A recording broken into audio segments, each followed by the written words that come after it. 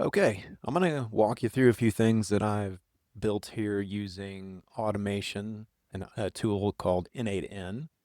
And there's a few things that are related to our AI tools lab project that I've been working on.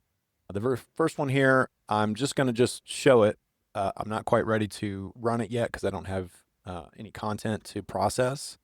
But this is essentially the workflow that creates a new set of artifacts based off of a transcript and a video that's been provided into a form into Airtable. So it goes through, there's one agent that does some things here. We generate an image for our episode, move some files around, run another agent, again, create some new files. So I'll step through that in a different video.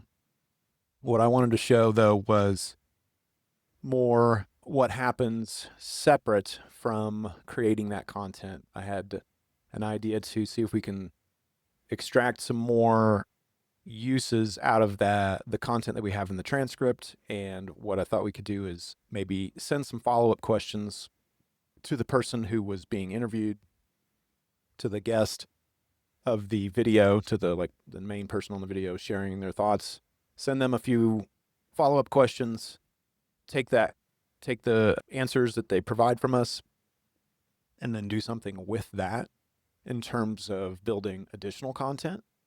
And so what I've decided to do, I've got this workflow here, which I'll step through and explain. But essentially, it's looking for something over in Airtable. We've got an agent that runs.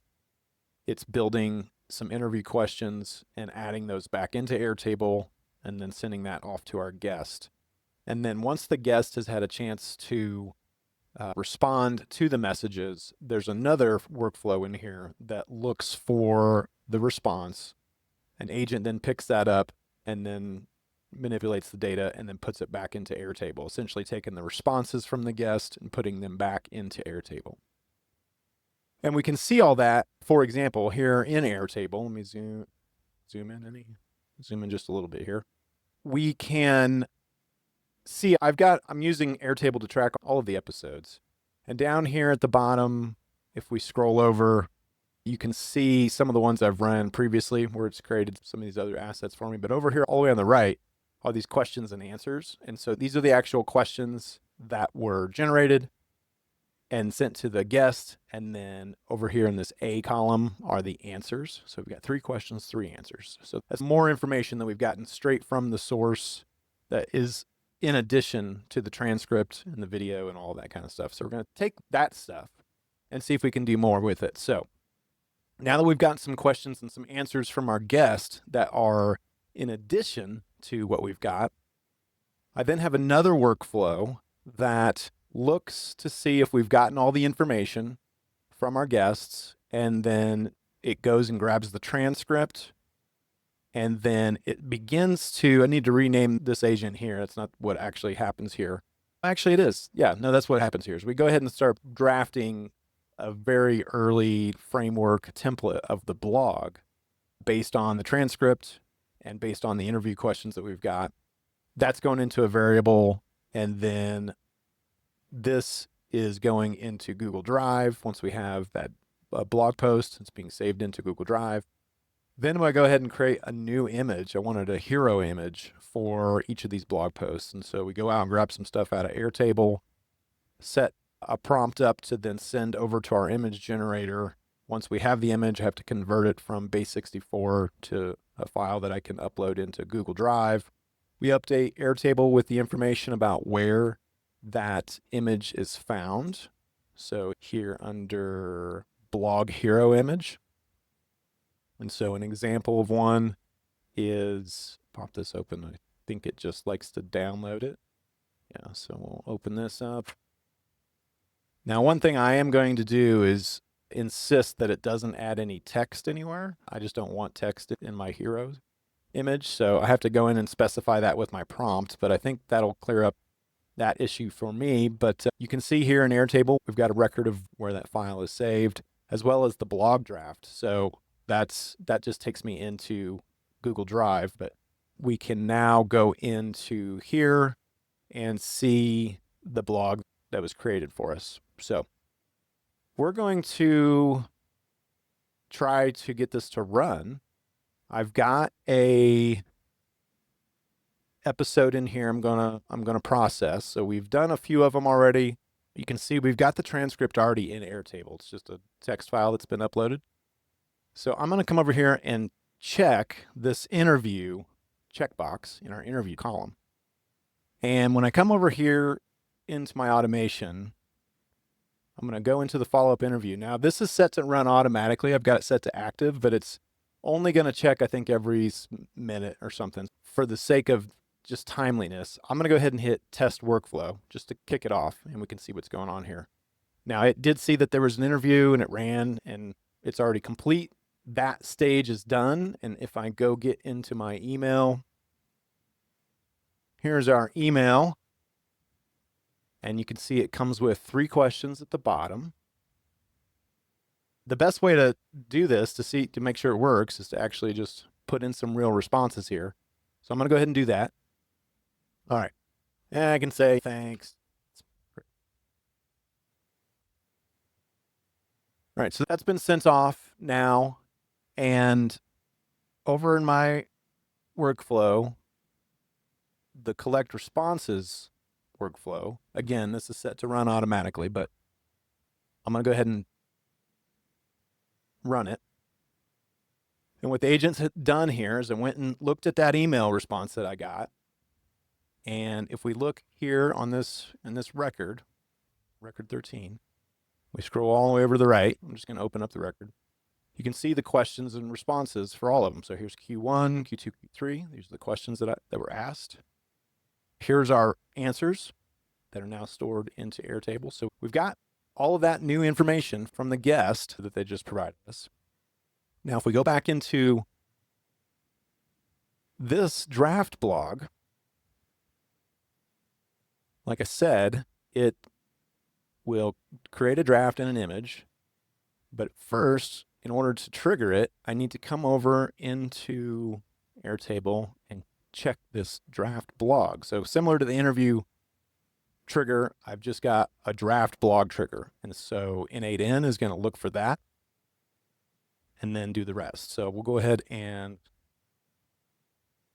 trigger that here. And if we look, I've got 4 blog posts in this blog folder, no images yet, but I made a change to this flow, and I believe if it works correctly, it should put both the image and the blog post into that same directory. I'll also point out, I'm currently using OpenAI's, I believe, 4.1 model. I've previously used Claude Sonnet 3.7, and so I'm trying a variety of different prompts, not seeing a huge difference in anything. I might experiment with Gemini 2.0 today, just because it's one of the, I believe, free ones.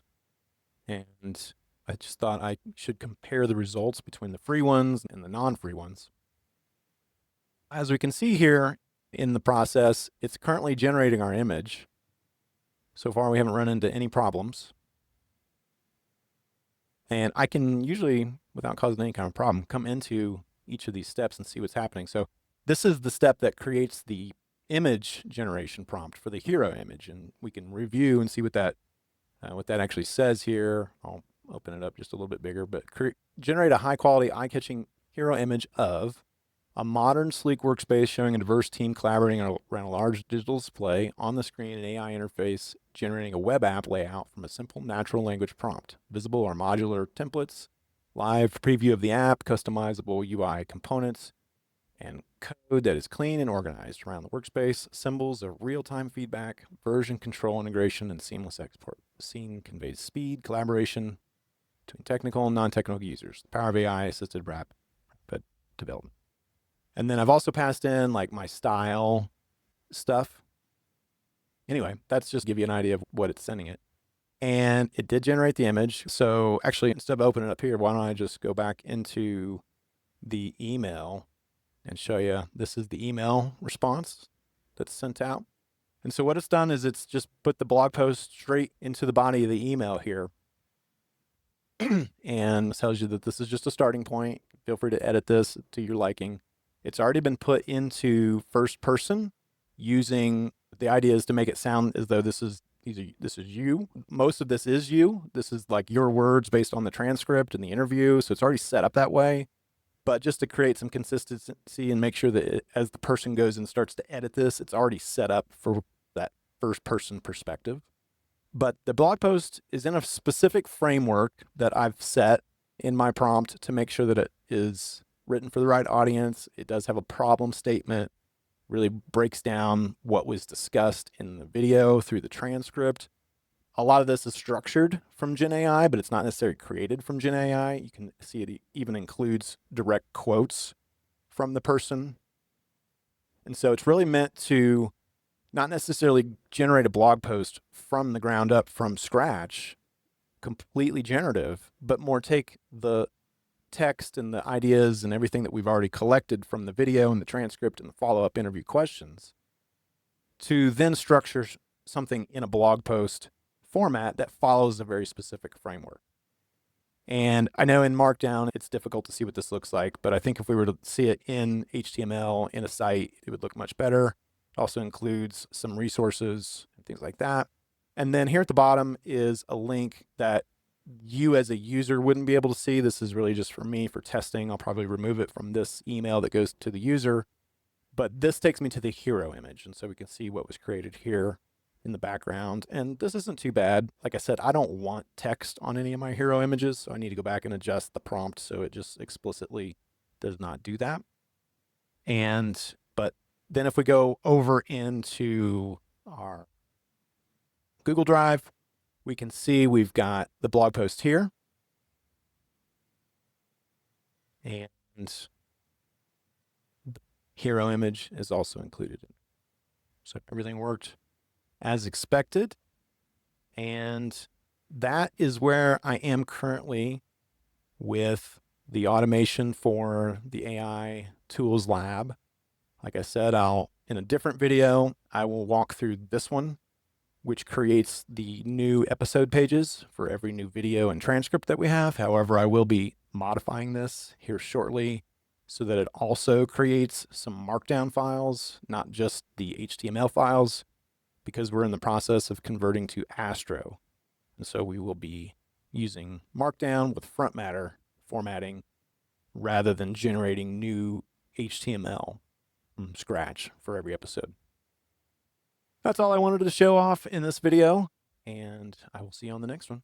Thanks.